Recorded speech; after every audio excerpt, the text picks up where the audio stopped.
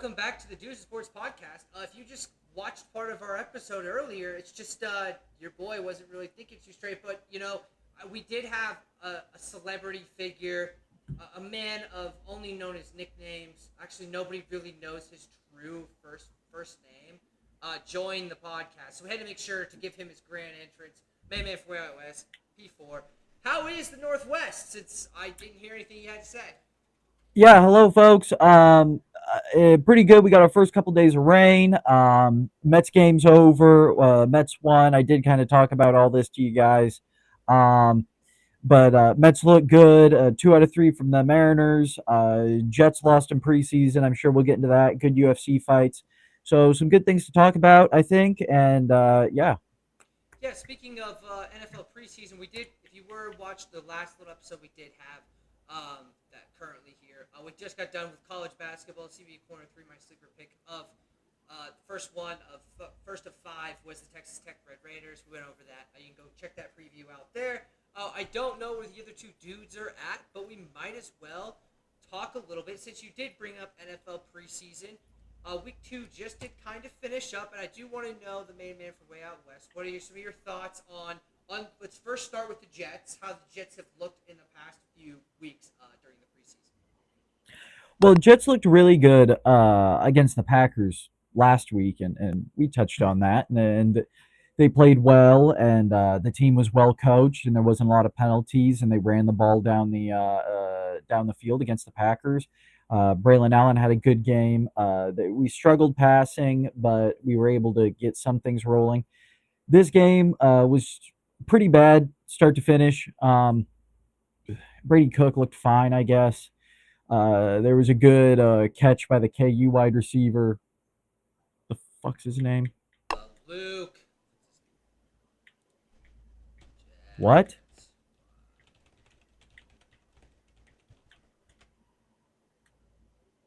Quentin Skinner. Sorry, Quentin Skinner. Quinn Skinner. The other one's 6'4", 6'3", 6'4". Had a really good catch by him. Braylon Allen looked fine. We haven't seen Brees Hall yet, or much of Brees Hall yet. Justin Fields looked kind of bad. At first, I was really thinking that a Garrett Wilson pick was going to be a lock for fantasy. I don't know how much throwing the Jets are going to do, even if they're losing. I think the passing game is really going to be tough for the Jets. Arian Smith continues to impress out of the wide receiver room.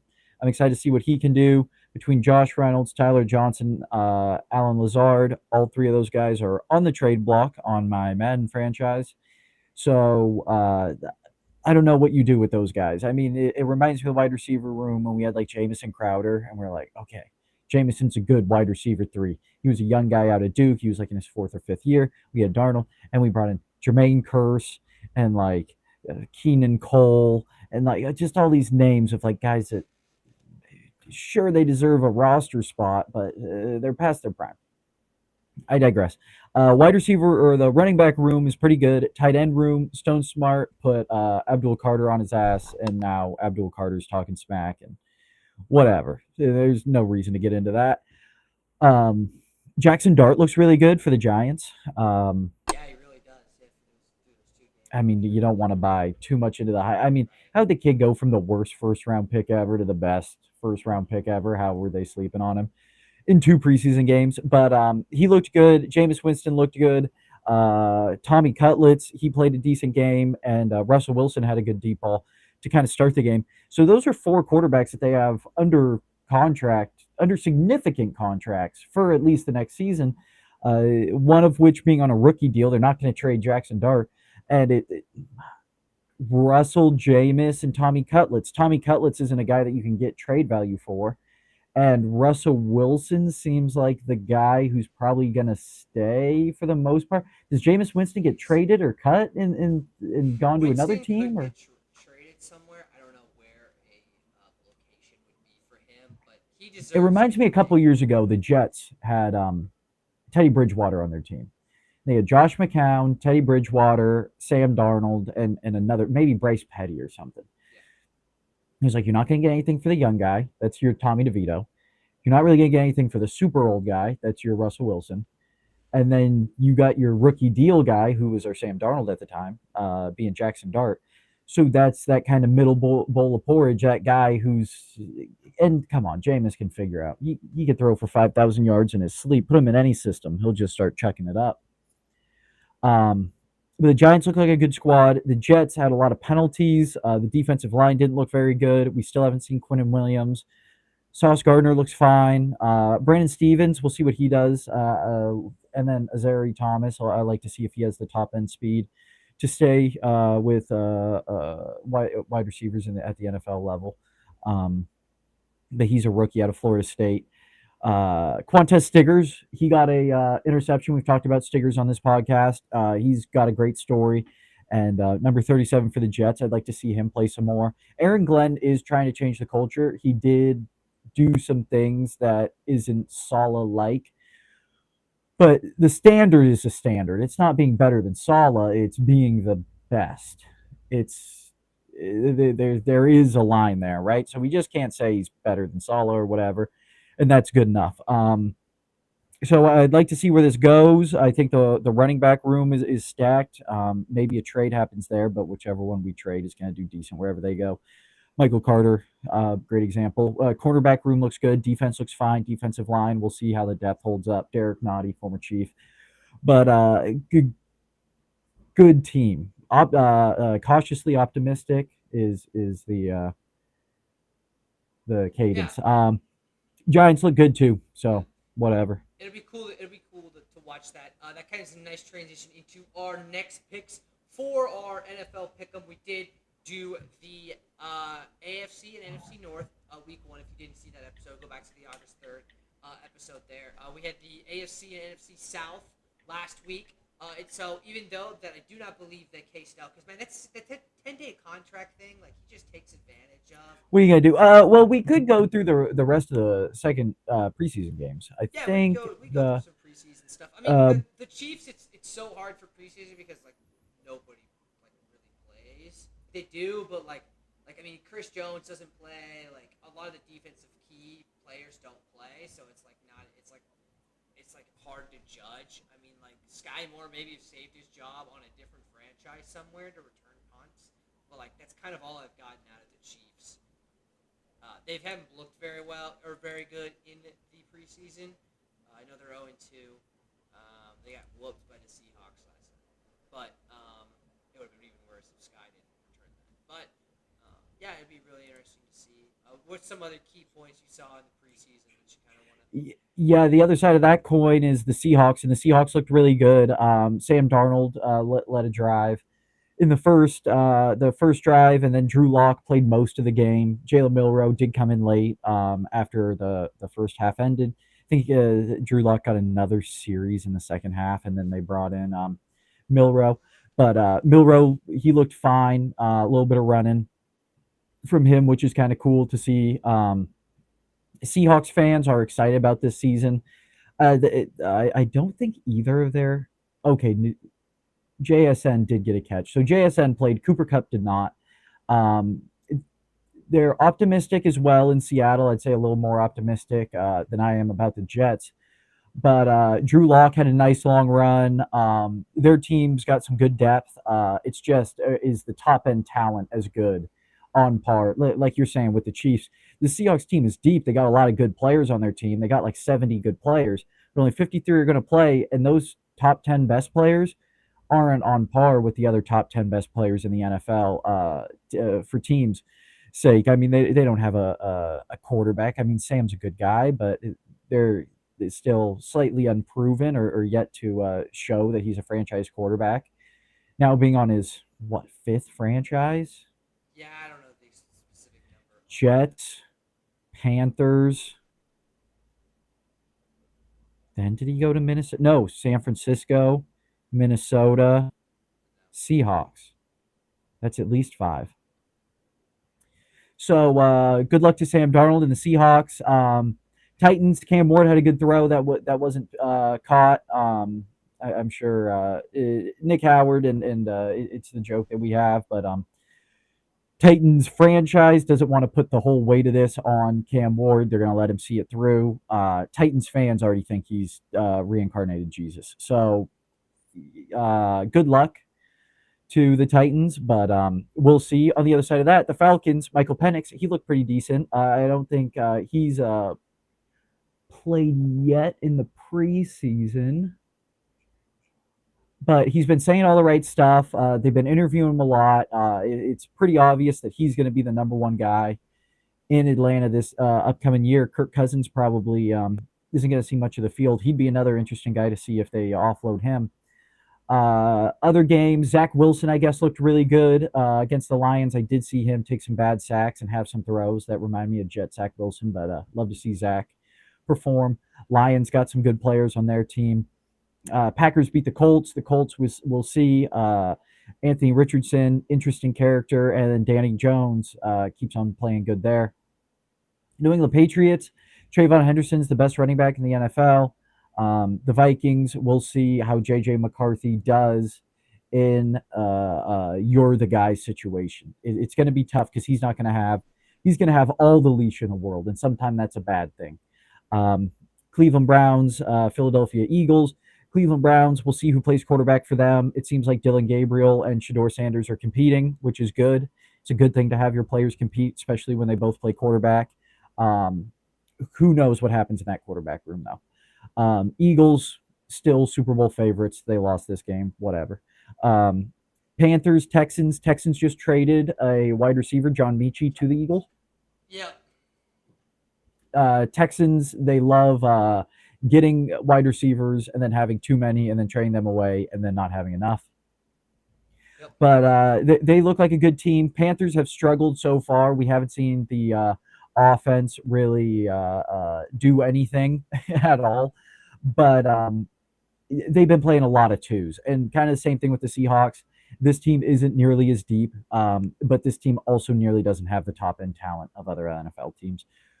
49ers, Raiders. 49ers win this. Raiders, Ashton Jeanty, he looks pretty good. He got some really nice carries, and Aiden O'Connell was slinging the ball around. We'll see how Geno Smith and Pete Carroll do running Las Vegas. Ravens, Cowboys. Joe Milton III, one of the funnest players to watch. I'll love seeing him in the UFL in a couple of years, but he simply cannot play quarterback in the NFL.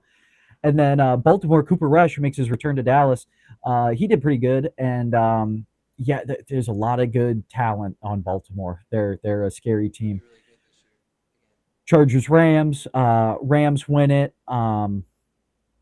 Stetson Bennett led the team in passing. He had 300 yards and 3 touchdowns. Absolutely crazy on 40 pass attempts. Sean McVay doesn't give a fuck. But neither does Harbaugh, right? Thank you.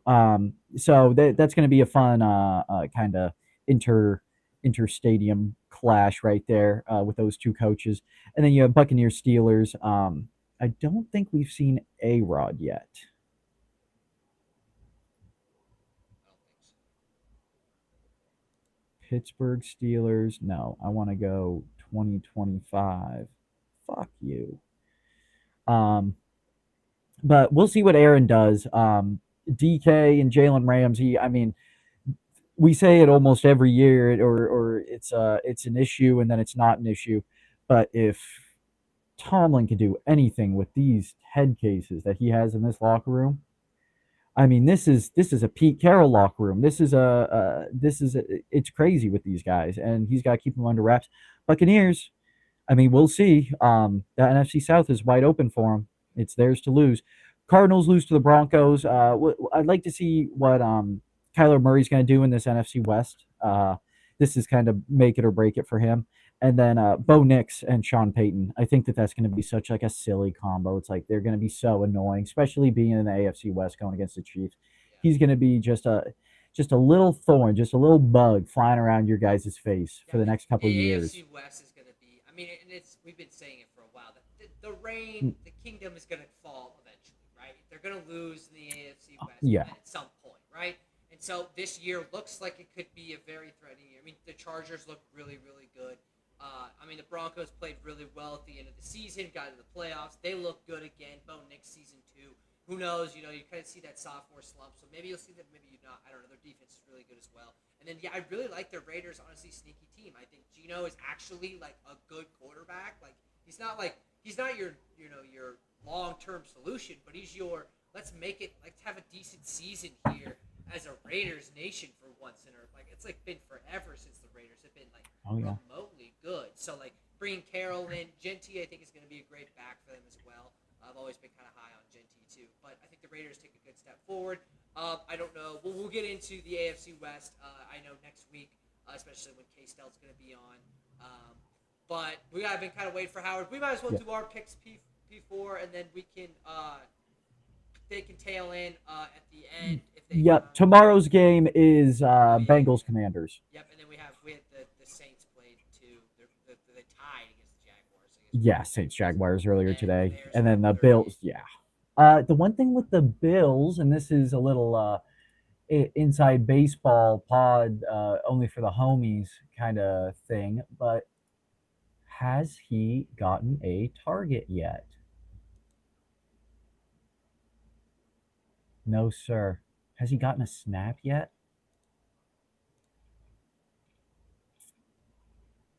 No. I'd love to see him just say, I'm a punter now. Zach Davidson plays for the Buffalo Bills. Nice. UCM. There you go. Yeah, so we did a little bit of that. Let's do our NFC and AFC East picks. I know you have a big influence on this, as this is your division. Let's start off in the NFC first. Let you give some time to talk about. We have talked a little bit of Jets Nation, but we'll let the dudes maybe get in. Let's talk about the NFC East here. Well, we have already talked about the Giants in the Russell Wilson situation. They've got Malik Neighbors, got some okay pieces there. You have the reigning Super Bowl champions. Good defensive line. Yep. Gosh dang, a good Yep, defensive line. really good. Philadelphia Eagles, reigning Super Bowl champions, coming back. Washington Commanders, probably the surprise team of last year, coming into Jaden Daniels' second year as the lead role. We'll see if there's a sophomore slump there, if they continue. And then you've got the whatever's going on over there in Dallas situation. They're losing everybody. They've got some great pieces. Still have CeeDee Lamb. Dak can be okay, but that's just a whole head case over there. Picked up George Pickens. Yeah, Pickens too. So they'll be really a receiving core there. Now if Dak can even get him the football, that's the big question. It's kind of always been the question there. But you got these four. Let's go. I'll give my opinion here first in the East, and then you can tally off after P4. But I think this division is going to be kind of close at the top here. I am going to take the defending Super Bowl champions in the Philadelphia Eagles just because I feel like they've continued to prove that they can win this division. I think Jaden Daniels is going to be good this year, and he's not going to be as good as last year. I think there's film on him, and you kind of see that sophomore slump really come out in quarterbacks because you kind of see their tendencies and what they like to do, so they kind of defense, they scheme around it, and they usually have to go through that year of struggle to be able to go into all-star, like you are one of the top quarterbacks in the league status. You have to go through that slump for most quarterbacks. So I think he's going to take just a little bit of a dip there, but I still think the Commanders end up second in this division. I think that they still got some great pieces out there. We'll see if Terry. I know he requested a trade. He hasn't gone anywhere yet. Scary Terry is on that team. It's going to be really tough to stop them with Brian Robinson Jr. right is the running back with Eckler there as well. Brian Robinson is being shopped because of their new rookie standout, JKM or something. But yes, the Commanders have a very deep weapons core, I guess I would say. I mean, Scary Terry absolutely makes that team better. But Jeremy McNichols or whatever, right? That's the rookie. no, there's another guy.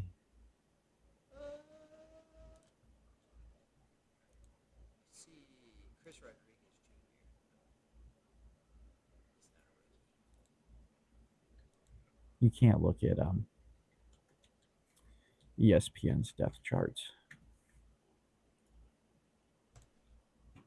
Current running back depth chart. It is Jackery Krosky Merritt. Cool. So, what are we saying? What's his nickname that you were saying earlier? Yeah, JCM. JCM. So JCM's coming out there. So the really good running back room there for Washington. I think they're going to really be able to rely on that. I think JD does have a good year again, but again, not as big of a year. So I have them finishing second in the division. Your third place, I think, is going to actually be a contest. I think Russell's going to, they finally got a quarterback in New York. I know Russell's not the same quarterback as he was in Seattle, and I know he's had some struggles, but he has a really good wide receiver in Malik Neighbors. He's got some threats. The defense looks better. You've talked about the defensive line, how they look really, really good. And I think Dallas is just. I know they have receivers and talent over there, but it's just you can tell it is not a place people want to really go right now, and their whole locker room is a disaster. So I think it's gonna be a lot closer competition for that third place. I do think Dallas does make it over just because of the talent of CeeDee Lamb and that wide receiving core in their offense. I think they can score some points as long as Dak can get the ball. But I am going to take them at third. And I think the Giants look better this year. I feel like Russell could be like that bridge quarterback they're kind of looking for Jackson Dart. You saw the Chiefs do that really successfully with Alex Smith. You've seen that with a lot of other franchises as well. Do that with the whole passing the torch. You know, Jordan Love with A-Rod before he left for the Jets. But there's a bunch of that kind of transitioning to the torch.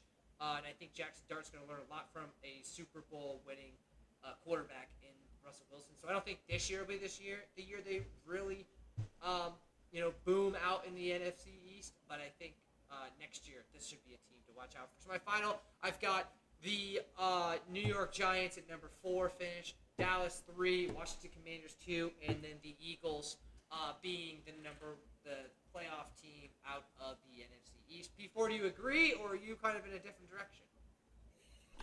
I like where your head's at on all those. I think that's a reasonable logic to follow. I do. I wouldn't say I disagree with anything. I'm a little scared of the Commanders. The team is built on old and young, and that can either be a recipe for success or disaster. Um, they are a very good young team. They've got a second time head coach, a Super Bowl participating head coach. I mean, if anyone can do it, and Dan Quinn has proven that he can turn losers into stars time and time again. I mean, Dallas's last few good years were with him being the DC, and then obviously the last good years with Atlanta, it was him as the coach. So it'll be fun to watch them. Gosh, Philly, it's tough to pick against Philly. I do agree with you. Philly's got to be number 1. New York's got such a good defensive line. It is scary. They got Brian Burns. They got Abdul Carter. They got Kayvon Thibodeau. They got Sexy Dexy.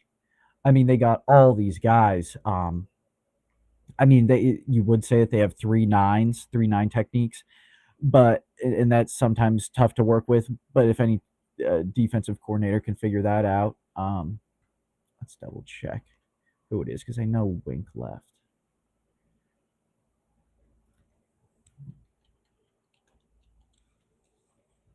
Shane Bowen. Okay, well, former Titans. Maybe we'll see. Yikes. Yeah, but yeah, I don't think Dallas is going to do very good. I want to see Jerry. This is my football team, and we're gonna win. Damn it! Like he's who knows with that guy.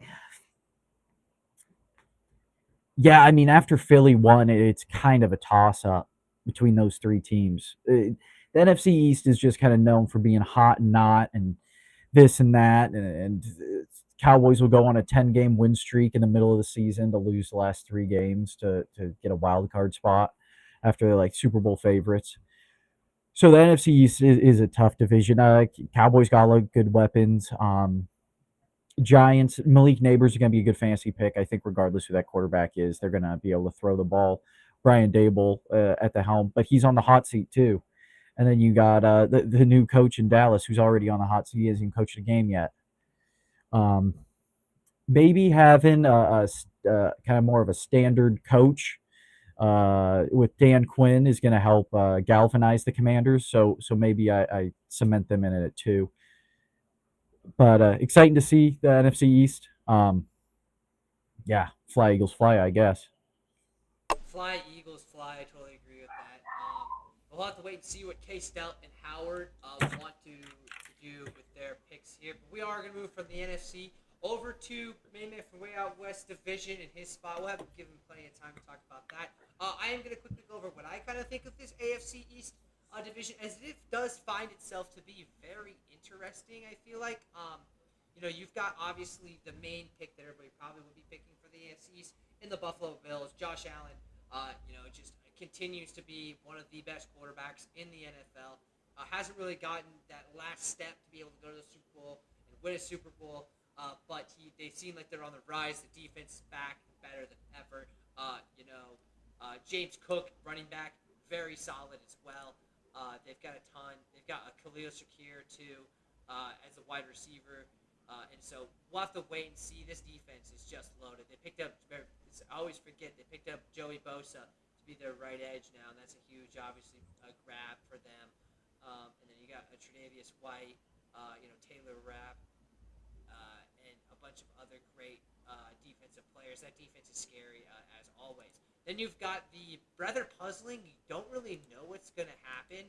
Miami Dolphins. Tua still there, still the quarterback. You still got Tyreek Hill. You still have Devon Achane, who's going to be a running back threat. But it's going to be what is going to happen with this defense. This defense does have some good players on it, but it's just definitely up in the air. Can they get it going for the Dolphins? They do have Tyreek, but like I said, but yet again, they don't really have any other options. They have Darren Waller as tight end. I mean, that's just he kind of retired and then came out of retirement. So that'll be really interesting. The Miami Dolphins. You have the New England Patriots with quarterback Drake May. I do have seen a lot of people kind of take this as a sneaky team. Ramondre Stevenson, and then obviously Trayvon Henderson, who main man from way out west mentioned. Really good running back. Should be a nice two-headed monster there out in New England. They have Stephon Diggs and Kendrick Bourne. I also know Demario Douglas is also there as well. And Mac Hollins, the coolest thing about him. He's a really good receiver there as well. So they've got some potential there in New England. Just have to wait and see. And then obviously the Jets with the Justin Field project now starting out there in New York. They've got Garrett Wilson. They've got Breece Hall. I'm sure people are going way better. I'll let him describe his team way better than I will. I'll quickly go through kind of my rankings. I really don't want to pick the Bills. I mean, it's just you kind of think that would be the team to pick. I think they continue to be really good. I think they continue to get a top seed in the playoffs, and they continue to piss down their ankle when the playoffs come in the AFC Championship or the semifinal, and not get it done. But I definitely see them being a definite threat in the AFC. I am going to pick the Bills. My favorite pick though is I think the New England Patriots are going to finish number 2. The Jets are going to finish 3, and I think Miami's going to finish worst in the AFC East. I don't think that team's very good. I think they're going to struggle. Achane is going to be really good. Tyreek's going to get his numbers, but that defense has a lot of question marks for me there. I think that team's kind of had their peak. And they got really screwed over having to play Kansas City in negative 11-degree weather. Now their peak's kind of coming as a harsh downhill on that. That downhill is going to really hit. Tyreek's going to want out. I think the Dolphins are going to have to restart because Tua's probably going to get another concussion and never play football. I don't know. It's not my life. He's had a lot of concussions, so they're going to be really extra careful with him. I just don't know what direction they're going. So my final, I'm going to have the Buffalo Bills at number 1. I am going to have the Patriots barely beating out the Jets for the 2 and 3 spot, and then the Miami Dolphins finishing 4th. P4, what's your thoughts and opinions on this AFC East and your New York Jets odds at winning that division? Yes, I do like. Well, let's answer the first part of that with I like the idea of the Dolphins taking last because then Mike McDaniels will definitely not be coaching there next year. Two is probably gone as well. Tyreek Hill's probably gone halfway through this season. Jalen Waddle. Dolphins are a tough team to predict, man. I could see them at 2 or 4. I could maybe even see them at 1. And then I kind of agree with you on Buffalo. They're the head honcho in the division right now. I think new Vrabel led Patriots are really good. I think the Jets are probably going to take fourth place in this division. So to answer your question, I do not think it's high. I don't think Justin Fields is the quarterback next year. If he is, he's on another short term deal. And they draft a quarterback pretty high next year. It's going to be tough to say. I haven't been too impressed with the offense so far. I've seen a lot of running. I'm afraid this is going to be another Adam Gase situation. As far as the offense goes, I am excited for the defense. I think the defense is going to is going to be more exciting, more aggressive, maybe not as fast as it was last year, but I think there's going to be some more exciting stuff from the Jets defense perspective. I don't know about the offense. It's really hard for me to even predict the offense. It's not going to be 4,500 passing yards in total, regardless. Oh my gosh. And then it's not going to be 20 plus passing touchdowns, regardless. So I'm thinking towards the bottom of the league in points scored, but towards the top of the league in points allowed. They'll win some games, but they won't win most games. I have them at bottom of the division. Then I probably put Miami. Vrabel's going to have a really good first year. They'll probably like make the playoffs or something, and like as a wild card, and they're all going to go insane, and then they're going to have like another one of those years, and he's going to be the new Tomlin, where it's just the 500 team kind of thing. Um, and then yeah, the Bills are tough to beat. They got a lot of guys. They got a lot of guys on that team. We'll see in the playoffs how that goes, but as far as the AFC East, they're definitely going to take the cake there. Yeah, those two divisions kind of you look at them and you're like, wow, the top end is really really hard to pick against. Next week though, there is a lot of controversy. I think in both of those divisions, will we see if the Kingdom will fall, like we've talked about, and I think the NFC West is kind of wide open. There's not a ton. There's not a solidified team there. We'll get our thoughts and opinions from the boys. Obviously next week when we tackle that, we will be doing our fantasy football draft. I believe August 31st. We'll put something out specifically, but that'll be at our normal time. Or we'll brainstorm off stream, see if we need to move it up. We might need to, just so we can get through the whole draft. But we will be doing our Super Bowl predictions, MVP predictions, Rookie of the Year, DPOI, that kind of stuff on that stream. We'll have all the guys back like we did last year. We have a few new additions that we're adding to the mix, so it should make things more fun and exciting. But yeah, we're gonna try and plan some games for everybody to play as the draft is going. So it's not just us standing at the computer not knowing what's going on. We'll do some cahoots. We'll do something fun that we can all do as a group. So that will be coming up here rather shortly.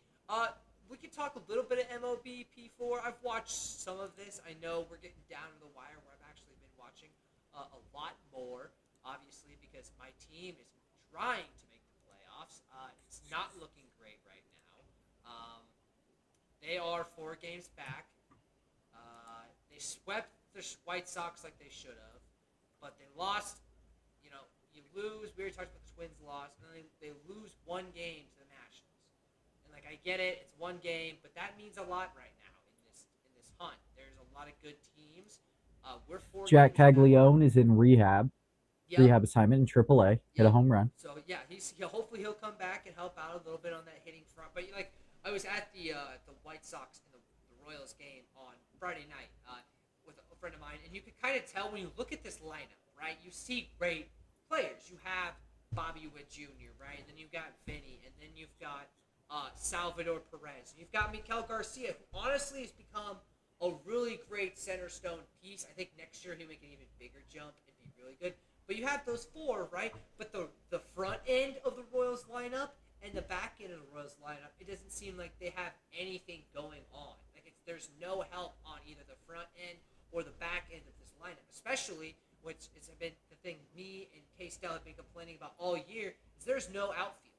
We don't have anybody that can hit the ball in the outfield.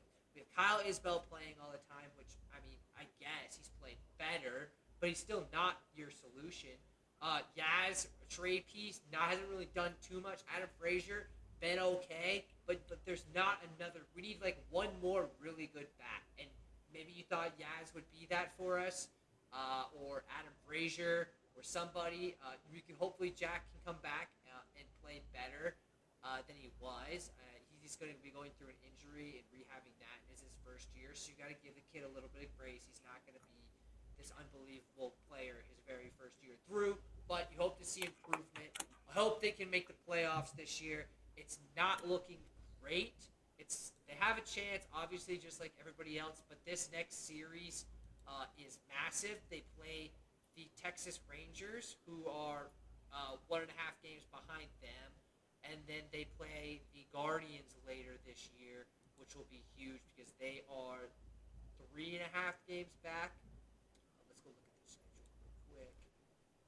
We've got the Rangers, and then we got Detroit, Chicago, and then Detroit again. So a little bit of rough stretch. We do play the Cleveland Guardians at the beginning of September. That'll be a series to watch. We do play Seattle at Kauffman in the middle of September, which will be very interesting, especially for that playoff picture. So those are the two we're going to try and definitely. We should be able to beat Minnesota, as we said last time, but who knows? The Detroit series, we need to get some wins out of that for sure. But it's not easy sailing for the Royals to be able to get to these playoffs. We'll see if they can get there. I'm gonna predict that they.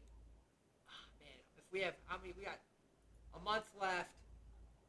Man, they could get hot. They're playing Detroit twice. They're playing the Phillies. I think they don't make it. I don't think they have enough talent to make it. They got to play at Philadelphia. They got to play Detroit twice, 2 series. They've got to play the Guardians, who will be good. They have to play.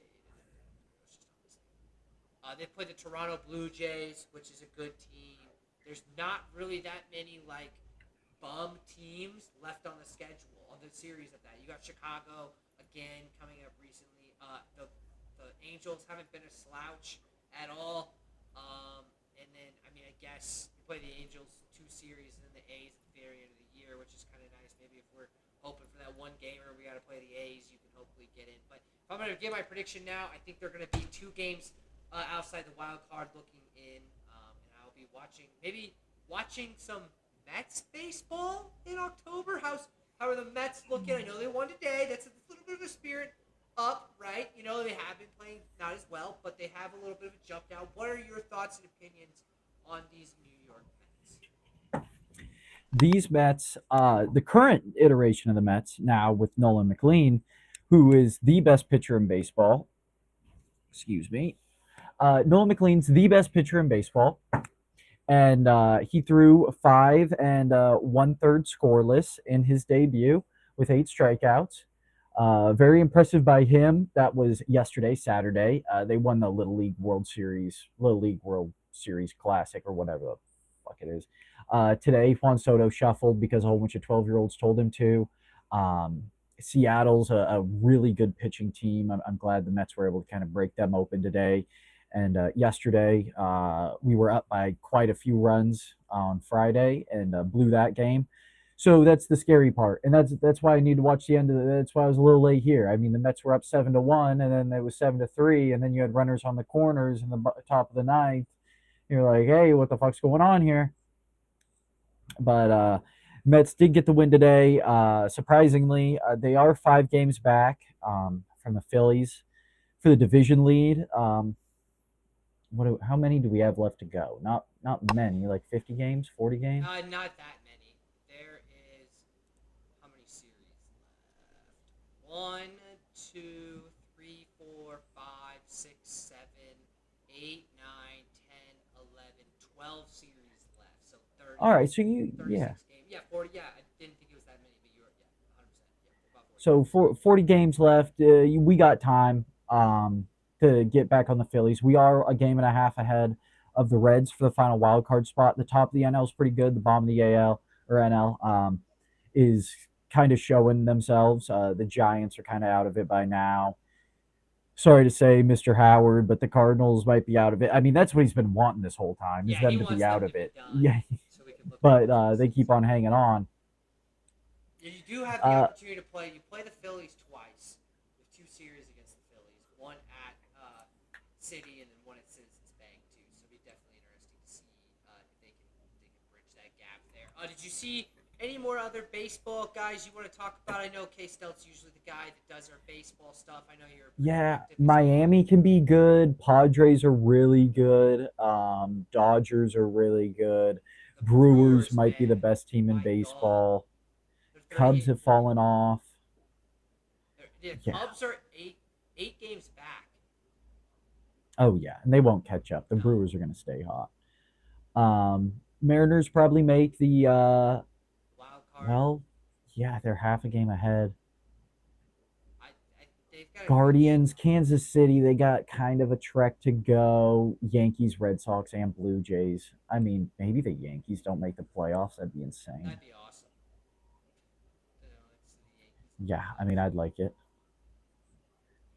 But Yeah, yeah, exciting stuff in baseball right now. Cal Raleigh went deep again today, so yeah, hopefully he wins that AL MVP. That will be fun to see because he is having a. It's almost like the Russell Westbrook triple double thing, where it's like, oh, was somebody better maybe, but give it to him now because he will never get it again or something. yeah. But yeah, Cool. Yeah, there's a great little inside MLB. I'm sure Case Dow, when he gets back next week, will be able to do the deep dive. But we can't do a deep dive with our last little bit of a segment, and that was UFC 319. It was terrific. I got to watch most of this card. Shout out to my boy Bly and his did a barbecue thing for his wedding. He's married in 3 weeks in Vegas. That'll be very interesting. But yeah, 319 was really really good. I thoroughly enjoyed it. I know the group chat off stream had a little bit of a discussion about some stuff. I'm sure people will get into. But yeah, absolutely. Well, let's go through the picks, and I haven't been posting my picks, but I have been betting. Well, let's throw up the card here. here, I got it up. I got you. Awesome, perfect. So to start off the card in the early prelims, it was the losing my parlays over here. It was the tough finale, Joseph Morales versus Alibi Idris. Alibi was a minus 500 favorite. He was very easy to put on the back end of my parlay. I did not do nearly as much research as I should have. And as soon as the early prelim started, and DC was talking about how good Joseph Morales is and how he coached him up and how he knows the ins and outs, and he's on the microphone. It's the early prelim, DC. You could have been in the kids' corner. In Joseph Morales' corner, he had all three of his coaches. He had Chael Sonnen, the head coach. He had uh, uh, Flip. What's the guy's name? California Kid, Uriah Faber, and their other coach whose name's escaping me as well. But Joseph Morales got a submission triangle choke in the second round. It wasn't even really close. He could have beat him in the first round. But that was off on my pick. I shouldn't have went with the minus 500 favorite. How silly of me. Karine Silva over Dion Barbosa. Dion. And this was kind of a bathroom break fight, but it was a good fight. Karine Silva is kind of working her way up in this division. I mean, I know we want to see Weili Zhang at bantamweight and all the other good women's fighters, but not much to talk about on this fight. Moving on up the card, we got Edson Barbosa versus Jakar Close. Jakar Close won this bout. He had a lot of really cool, creative striking techniques in this bout. He was doing this like against the cage, like back against the cage, clinch situation, knees and heel kicks to the back of the calf and knee of Barbosa, which I thought was cool. Jakar Close, who's had some bad losses, this is a good win for him. And Edson Barbosa, I think he wants to fight at UFC Rio and maybe retire there. He's had a very long and storied career, but this may be the end of the line for him. I think this was the last fight on the early prelim, maybe not, but Anthony Hernandez versus Chase Hooper. Chase Hooper, who is the Kyle Pitts of UFC, fought in his third weight class. He looked good. He was winning at the time of the combo that absolutely shut his lights out. But he had some good striking. He looked comfortable in there. I mean, really, he should just be a full-time grappler or something. Even though his striking did look good, Alexander Hernandez, I'm not quite sure what to do with him now. It's kind of a logjam at 55. There's a lot of guys up there, and you had Ilya who just skipped the line, and you've got Islam who's coming back. So we'll see what happens there. Chase Hooper would have been really fun to see him get a win, but other plans. Lupi Godinez versus Jessica Andrade. Jessica Andrade, the former lioness, the queen of the 115-pound division, lost to Lupi, and Lupi looked really good. I was really impressed with Lupi. One of the few Mexican fighters on the card, or on the card, absolutely, but in the UFC, and it'd be cool to see her. Well, I don't know if it's a quick turnaround in September. She's got about a month, but she looked really good. This was a really taxing fight. Jessica Andrade is one of those ladies who's got the power. She can put anyone to sleep any given night. So it was super cool to see Lupi get a win here. A lot of good wrestling. She was able to take down Jessica and feel really good in scramble situations against a Brazilian black belt. So good win by Lupi. Exciting to see what they'll do with her next. She is still young, and fun stuff can happen in that division. The Fighting Nerd, Michal Oleksiejczuk versus JM3, Gerald Meerschaert. Gerald Meerschaert, famously knocked out by Bo Nickel and Hamzat with one punch. He's the guy who makes everyone think Hamzat can punch, and we'll get into Hamzat soon enough. But Michael Oleksiejczuk, after joining the Fighting Nerds, has looked really good. I mean, he looked really good in his fight against Kevin Holland a couple years ago when he ended up getting put in an arm bar and gotten his arm broke. He still wanted to continue the fight. It was a doctor stoppage. He's a baller. He's doing his thing with the Fighting Nerds. Really impressive from him. This was a part of our winning parlay. We had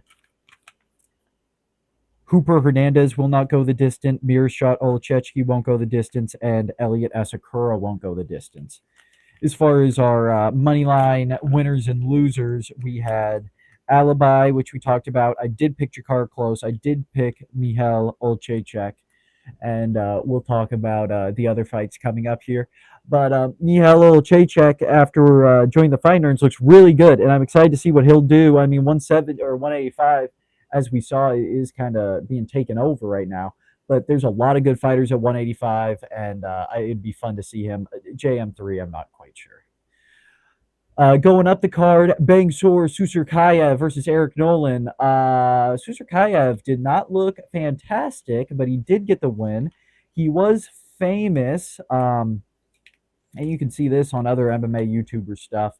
No free shoutouts, but it is kind of a meteoric rise. I mean, you win on the Contender Series, you get the 4 days notice. He won on Tuesday. He got the fight for Saturday. He was on the press conference on Thursday. Yeah. So like he was flown out to Chicago. He's on the press conference. He's got to be feeling like he's the king of the world. He's on his buddy Hamzat's card and all this stuff. So and he won the fight. Good win by him. But at the end in his post fight press conference, he like wanted the fans to chant his name and all that stuff, and he wasn't that famous yet. So fun fight. Exciting to see what he'll do. But fraud check incoming? Question mark. Like I just said, middleweight's real tough. If Michal Oleksiejczuk took on Bangsor Susurkayev in a couple weeks, then I think Oleksiejczuk takes that, even though he's a 10-0 favorite. But that was our feature prelim. Moving on to the main event, or the main card.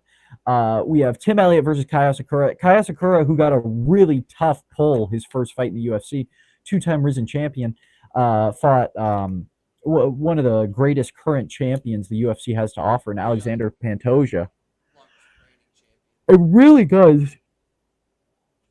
Behind whooped by jiu-jitsu, took on Tim Elliott, and Tim Elliott, who hasn't fought since 2023, looked very interesting. He had kind of like this goofy Dominic Cruz with the feet, but oh my gosh, his name with the eye tattoo, Cody Garbrandt, hands. He was like doing the swaying thing, and and it wasn't quite MVP level. We did have Kai Asakura. I had another parlay where I had Asakura by KO. I had another parlay where I had Asakura by submission, and all of those flunked out. So thanks. But Asakura, I mean, maybe these guys coming from these other divisions, these homegrown UFC guys, because right, that's what they talk about. These Neil Magnies, these guys who are like, oh, they're gatekeepers, they're this, they're that. They've been with the UFC for 8 years and they haven't got a championship out. Well, you know what? Maybe the UFC, this is the toughest proven ground, right? You got all these kids playing in the Mountain West when they play in SEC school, even when it's the third stringer. I mean, they can put your lights out, kid. I mean, it's just a different league. So Kai, he did look really good on the striking. I mean, Tim Elliott took some shots, but as soon as he was taken to the ground, Asakura had no chance. Asakura spent the final minutes of each round on his back. So got to get in the wrestling room, pal. Moving on up the card, this was a good main event or a main card put together by Dana. Michael Venom Page versus Jared Cannonier. Good fight. And another thing that you may hear from MMA YouTubers, Michael Venom Page, don't blink, you won't miss anything. Because as soon as you turn away, he's gonna lay some guy out, but then he's gonna emote on him, and he spammed all these emotes, and he doesn't have that killer instinct. If Jared Cannonier had Page down one time, like how Page had Cannonier down, then Cannonier would have jumped on him and finished him with hammer fist, and Page kept on letting him up, and was wrestle fucked in the third round. Cannonier still looks good, but Michael Venom Page is really good. I know I sent the group chat the Izzy Adesanya versus Michael Venom Page, but then I saw something that made me think, oh my gosh, this is just going to be Yoel Romero all over again, where we think it's going to be a cool Izzy fight, but it just ends up being a silly dilly. Because Michael Venom Page and MVP and DDP in this situation, it's the championship syndrome. You come into the fight thinking you already have a 10-9. Or, fuck it, I already have a 10-8 round. You have to beat me. No, no, no, no, no. The fight starts, whoever wins, wins. It's not someone beating someone. Yeah, when you beat the champ, you got to beat the champ. Yeah, that just means that the champ is the champion. Yes, of course you have to beat the champion, but if you beat the champion doesn't have to not beat you back. So Michael Page, I'd like to see a little bit more out of him as far as finishing ability, and obviously he has some highlight reel KOs, but they're all walk-off KOs. I'd like to see a pass guard to ground and pound, work on bottom wrestling, not just give up the third round when you know you've won the first two. He's just he's non-existent there. Like, it's like if you get him on the ground, like he's gonna hopefully, he's gonna get up somehow, but he didn't even look like he could get up at all. Like, it's just like if you can find a way to get inside and take him down, you can beat him. His distance control on the feet is incredible. So his takedown defense is quite good. And his clinch grappling is insane, so a lot of wrestlers don't want to get into the clinch with him. But as soon as you take him down, he's not getting up. It's like when you remember back in the day, you were on a wrestling team, and you got one of those kids, he's probably an underclassman, but he's wrestling heavyweight because he's the only kid that can fill a position. And you're like, oh, he has a chance. Maybe this head and arm, maybe this head and arm. As soon as he gets taken down, you might as well go to the concession stand. He's not getting back up. Right? Hopefully he can grind it out so he can come back in the next round and we can pick top or neutral or something. But those heavyweight, and that's how he wrestles. And that's just kind of like a little wrestling thing, but it's true in MMA as well. If Cannonier, we saw it in the championship bout. Let's quickly talk about this was only the featured bout. This is so good by Dana. Carlos Prates, another fighting nerd, took on Jeff Neal. Nuts. That sound that made was unbelievable. Like, I thought Neil died. Started bleeding immediately, and Neil looked good. Yeah. Neil's a good fighter. He just caught Carlos Prates and these fighting nerds are just so creative, man. They're so creative. It's almost like it'd be interesting to see this. I mean, I know their coach is like a former analytics guy. He was like a what do you call that? What lawyers are? Like the lawyers that work for like companies? No, the like CPA or something. right? Like he was like a numbers lawyer guy, and then he got into UFC. I don't know if he's ever seen Moneyball, and he looked into, but they almost do it where it's like a pitcher, where they do stuff to set up other stuff. And of course, that's a thing. And right, this play looks like that play in football, or in basketball, I do this move to set up that move. And but just the way that the fighting nerds do that, it's really a sight to see, and they're so creative, and they're so explosive, and they're so violent. Really excited to see Carlos Prates get a win after losing to Ian Gary. I mean, you saw that fight, right? Yeah, So yeah, that was an it, interesting it, fight.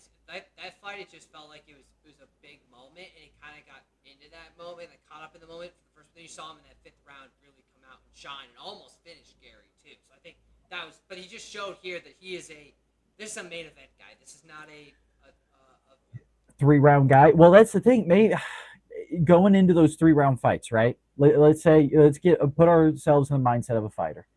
Go, okay, I got a 3 round fight. I can wrestle 33% hard, or I can fight 33% harder in each round. And there's probably some sort of exponential drop off if we want to get way deep into the numbers and psychology and thermodynamics and biology and all these other big words I can say to make myself sound smart while we're on this internet show. But I mean, Prates, when he goes 5 rounds, goes all 5 rounds, and he still smokes cigarettes and he still parties and all this stuff. But then he takes on Jeff Neal and he just comes out, man. It was exciting to watch. And the other thing with Prates and the camera guy, this is the other thing that we don't realize, is that the production is what we see. It is our perception. So the production, if you cut to the wrong octagon side camera at the wrong time, can look totally different. We've seen the knockouts from behind, where you see the guy get flatlined. We've seen the knockouts from in front, from the side, from the this, from the that.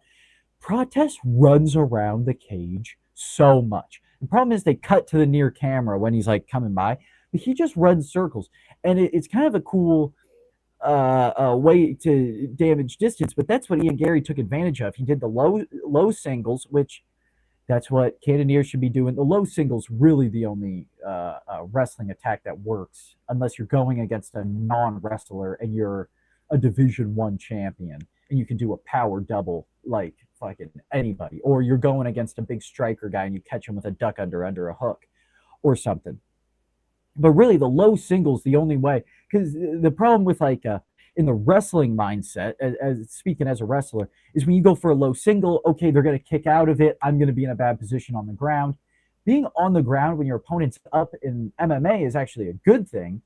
So it's a little different. So you got to rewire your brain. You're using the same techniques with a different scoring system, with a different goal in mind. You don't get 2 points for a takedown. Doing a power double doesn't get you anything. Actually, it uses way more power than just faking a cross and just doing that low single. A sweep single was nothing. I mean, that's what you did when you were dead tired in practice, when you're pretending to just so coach doesn't get on your ass when you're shadow wrestling, right? I mean, oh, that was a sweep single. But Jeff Neal could have done more of that. Aaron Pico should have done more of that. Hamzat did a lot of it. But Carlos and Jared Cannonier should have done more of it. But Carlos Prates is able to limit distance as a kind of a fleer, but then also he can stand in the pocket and bang. He's got crazy power. He's got very creative striking, and he can make stuff work. Rutro, we're on the Prates fight. Okay. good show your face to the audience first. Understand serious. My stance on the Prates Neal fight. Yeah, what was your thoughts on the Prates Neal fight? I thought it was pretty crazy how Prates knocked Jeff Neal out.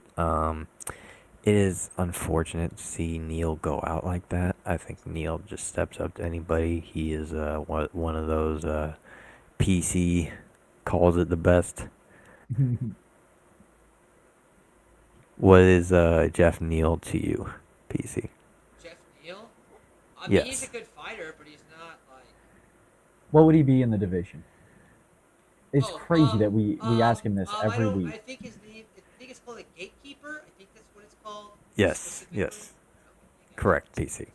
That is exactly what I was looking for. Gatekeeper, Jeff Neal. Pratez passed the test with flying colors in this, and I think he is ready for somebody like Joaquin Buckley, like we were talking about. Leon Edwards, interesting. I don't know, man. Sean Brady looked as good as Leon looked bad, in my opinion. Like, I don't know exactly how much further to have input on that fight, but I think that Pratez versus Buckley would be something that would be really nice to see. As far as Jeff Neal goes, maybe if he has another, like, Bor was talking about, like, veteran versus veteran fight, I think that would be good for Jeff Neal's path. But after that, like, crazy spinning back elbow, we'll have to see how both these careers turn out. Yeah, for sure. All right, you want to talk about Pico? He looked really good. His body shots were insane. He did look really good. Yeah, I thought Leroy Murphy was gonna go out with some of those. He's Yeah, not caught. yeah. I mean, yeah, absolutely. But he's been caught before, which is the issue. Um, The chin's and they're not saying that good. like all the Bellator fighters suck except for MVP, but MVP also has been He's gonna, caught by the homegrown. So what are you gonna do, right? Do they just all stay in this like 10 to 15 range of every division that they go to? Because that's where Michael Chandler is. That's where all these guys are. yeah. But Aaron Pico, Lerone Murphy said that he wants to fight Volkanovski, which I mean, I guess he deserves. He's undefeated, and now he's got these cool knockouts. There's kind of like a thing where he fights boring, but he doesn't fight boring like a wrestler boring. It's just that, like he kind of waits, and I don't want to call it that championship mindset that I was saying earlier. It's more like he's patient, and it's just not very fun to watch.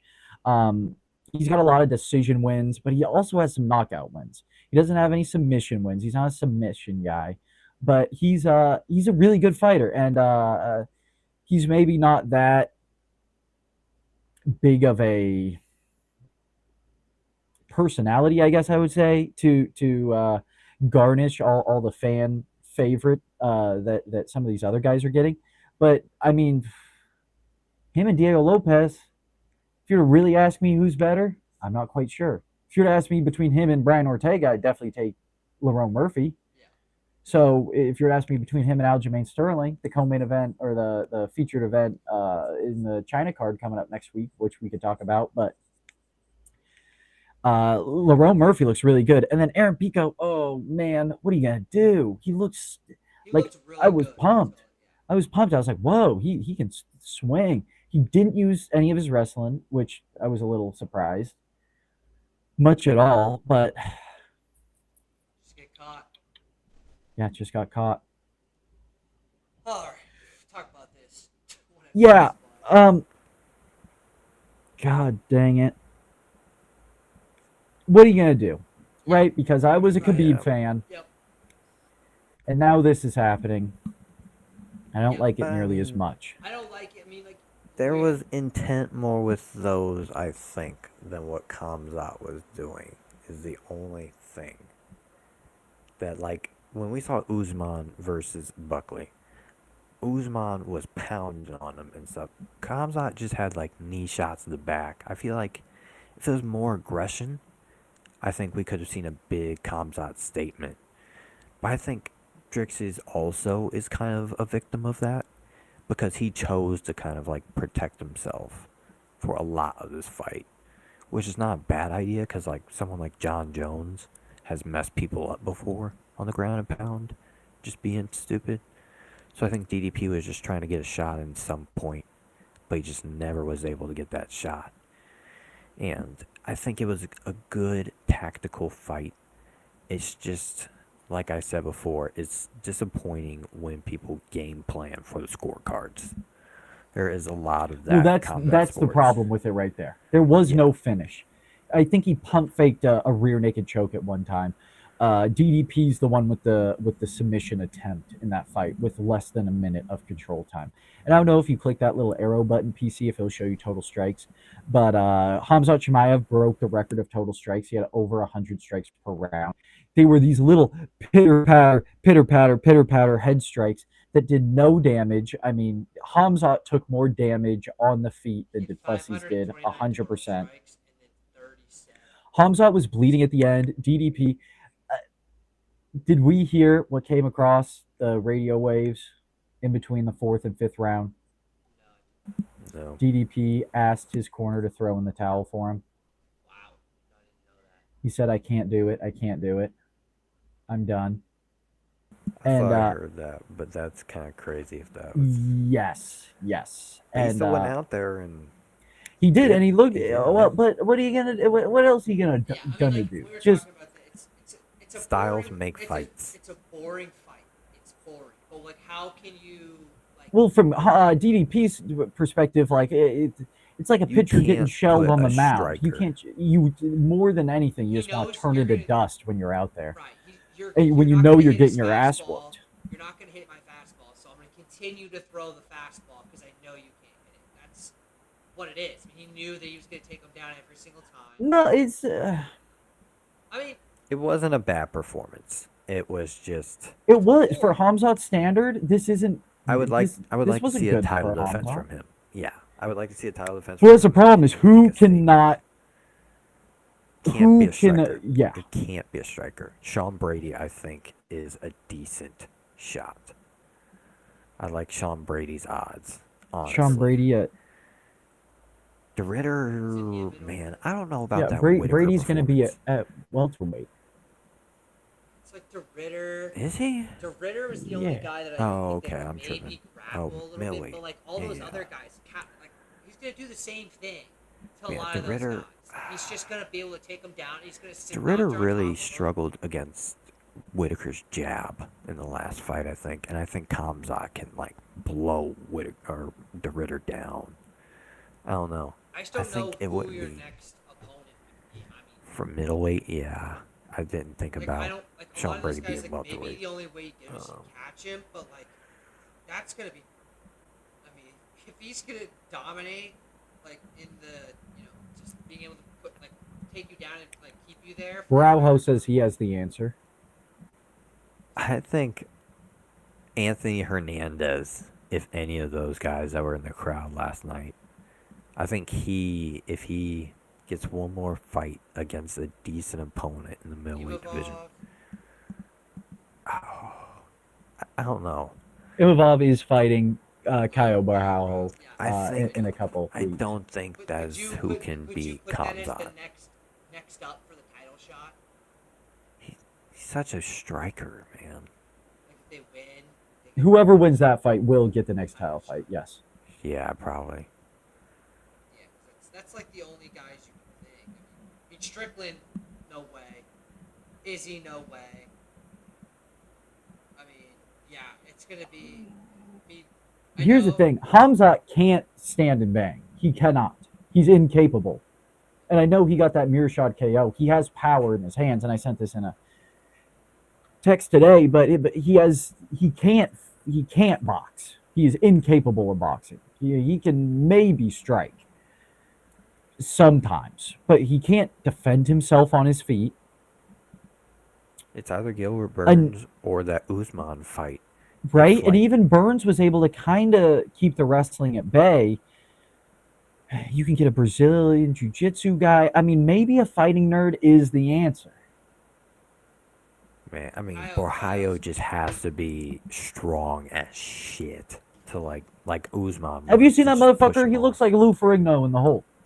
I mean, yeah, no, for sure. He had a really good fight against Cannonier, and I think if we can get Borjaio Cannonier at least against Kamzat, that's not a bad matchup. I think Kyle would be But- cool. I mean, Imavov, you've got the Ritter in that mix as well. I think the Ritter doesn't have the talent to beat him, but I mean, there's a lot of names there. But it's just like, is he gonna continue to do what he's been doing? What he just did to DDP to everybody else?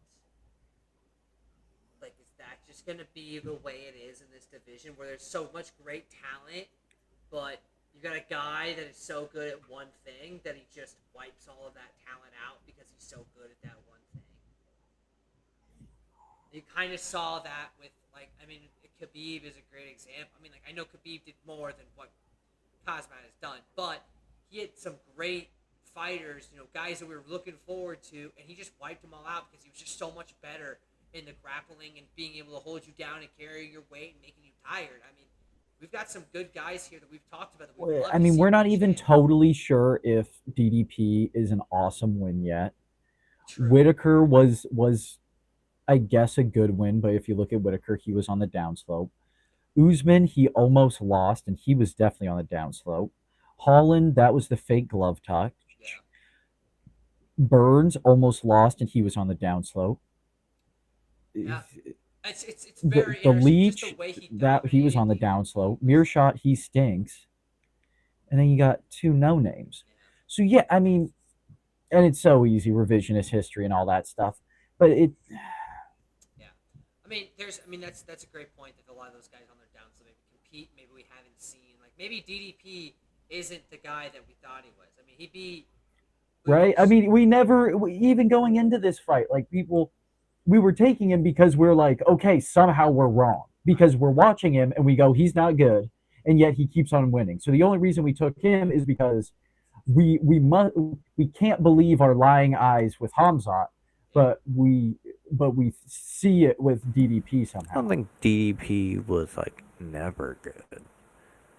Well, what do you mean good? I mean, we've said the whole thing that like, oh, is he really? He at I mean, least was aggressive, and I think that he was like a complete motor when he was going to town. Like, I think he had at least some. All right, so decency let to me. him. Sean Strickland. I mean, Just stab and jab. it's That's Well, literally what he does, teep and jab, like he Yeah, did but against it's- Costa. These guys And who then that's get what cost him. championships, He just it like doesn't. Izzy was just so lazy in that fight against him. Like, it's so hit or miss with Strickland in terms of like if he can actually do something or just do exactly what he did against Strickland's Paulo just- Costa.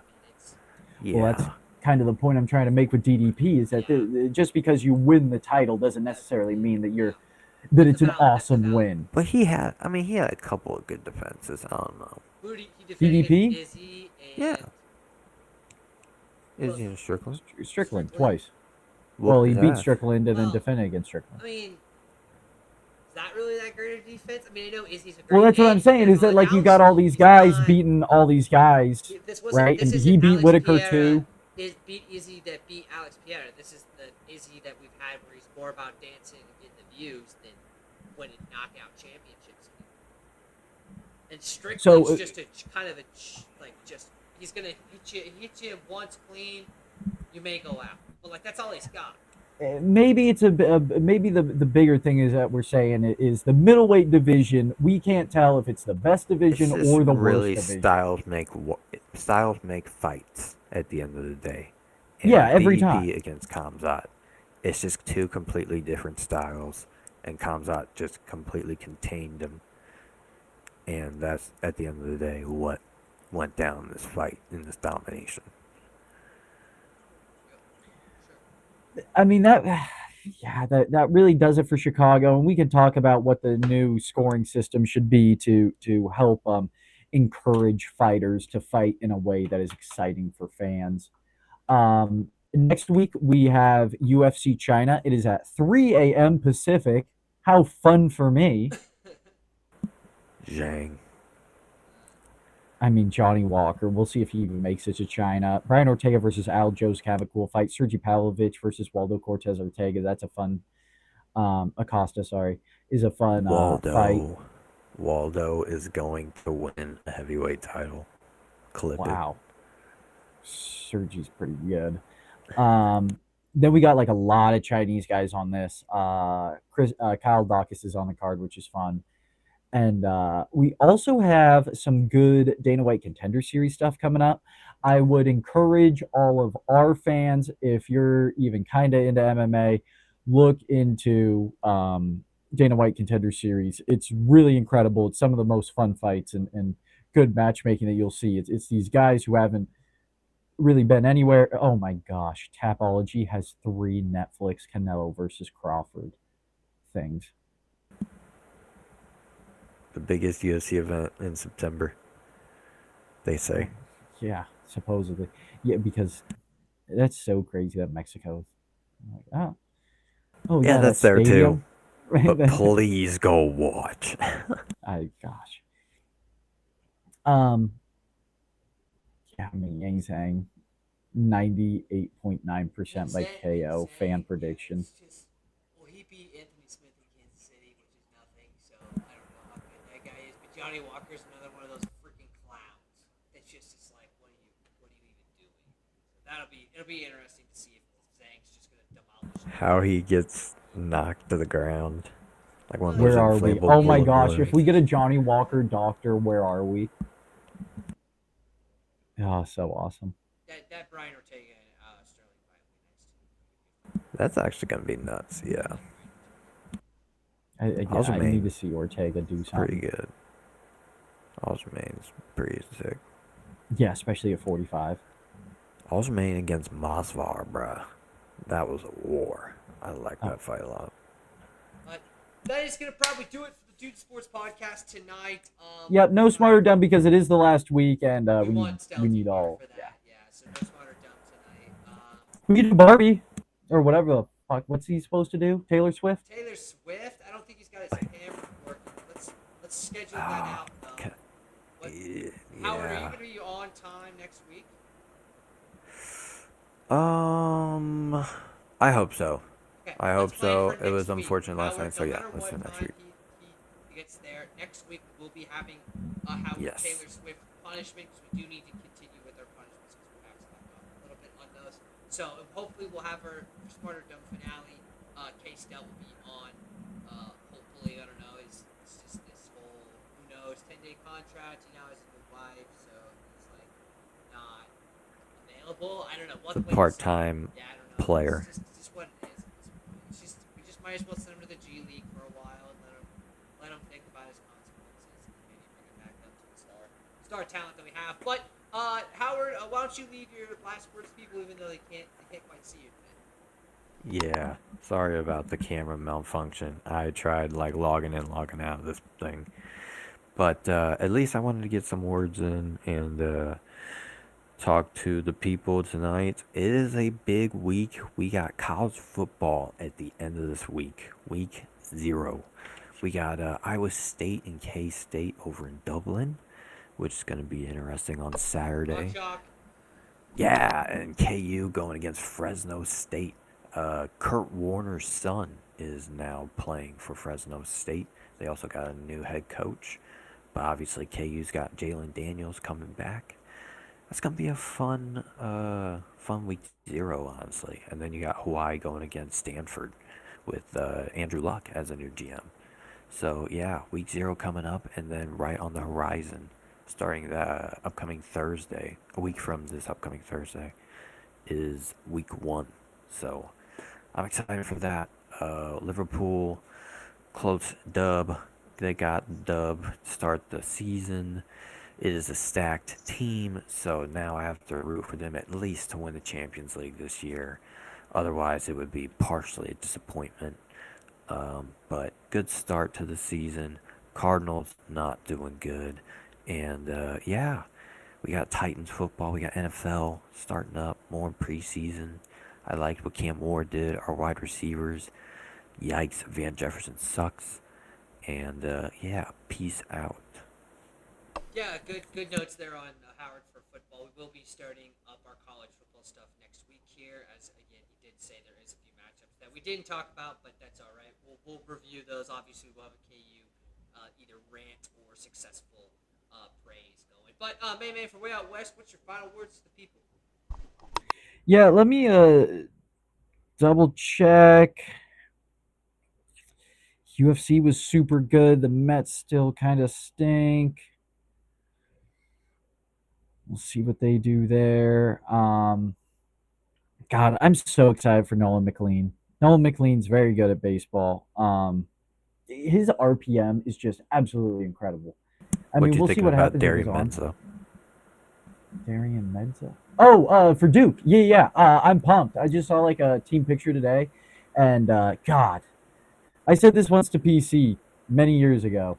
but there's like the theory that people's eyes don't all work the same and colors are like different. Like, right, yeah, you see blue and I see red, but we both call it blue or whatever. That Duke blue with my eyes is just such the most beautiful color in the world, and I just hope that everyone sees that Duke blue the same way that I see that Duke blue. Hopefully Darian Mensah looks really good. Just beat the shit out of the Tar Heels. Oh my god, how happy would that make me? Ricky Just Collins too for the Qs. I know, yeah. OSU The transfer. ACC, ACC is gonna be ACC. fun. Oh my god, is Dabo on the hot seat? Um, I mean, yeah, it'd be disaster I don't for think so. Clemson. Yeah, I wouldn't go that far. But then you got Boston College that has Louisville. a 5-star recruit, and then Louisville has probably the second best wide receiver in the country. Yeah, it's gonna be fun. It's gonna be a fun season. Damar Hamlin got a new back tattoo. LaMelo Ball has a foot tattoo. The hot Cheetos. Uh, yeah. Fun stuff. UFC's awesome. Cautiously optimistic about the Jets. Yeah, I mean, we got like the kids going back to school pretty soon. We got high school football coming up. Just fun stuff. Like I said at the beginning of this, rain's coming back. So, gosh, people, I don't know. It's gonna be real busy for us. Goodbye, folks. All right, like we said, always like, subscribe, Comment, follow donate us, via super chat. yeah, all that jazz. 9:30 Central Time, 7:30 for you West Coasters. We'll see you guys.